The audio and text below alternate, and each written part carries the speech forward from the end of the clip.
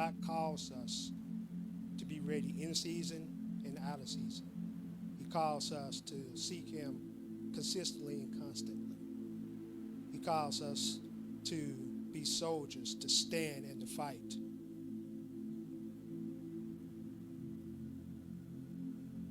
So my call to every believer and those that are watching, will you stand?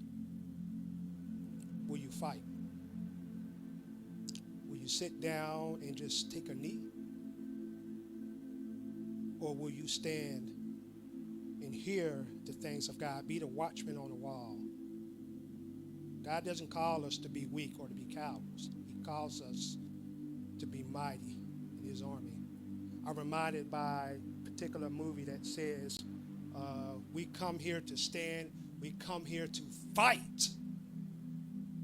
And that's what we need to do. We don't give up in a time like this. We know what we're facing. We know what we're dealing with. We know that the enemy is out there. But greater is He that is in us than he that's in the world. And we need to remember that. So, and think about this too, and this is a reality that I have to come to. We need to be about preaching the gospel and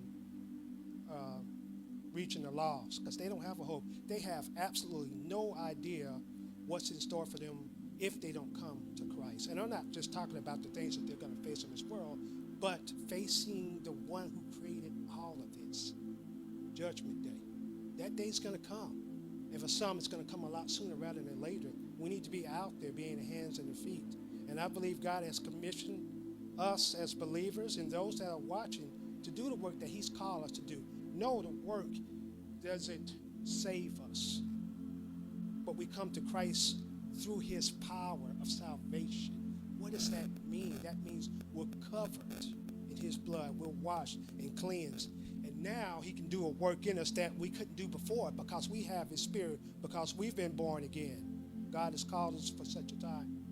So what will you do? Will you stand in the midst of troubled times? Or will you shrink back? And God says He will not be pleased if you do that. Keep your hands to the plow and be strong. May the peace of God be with you all.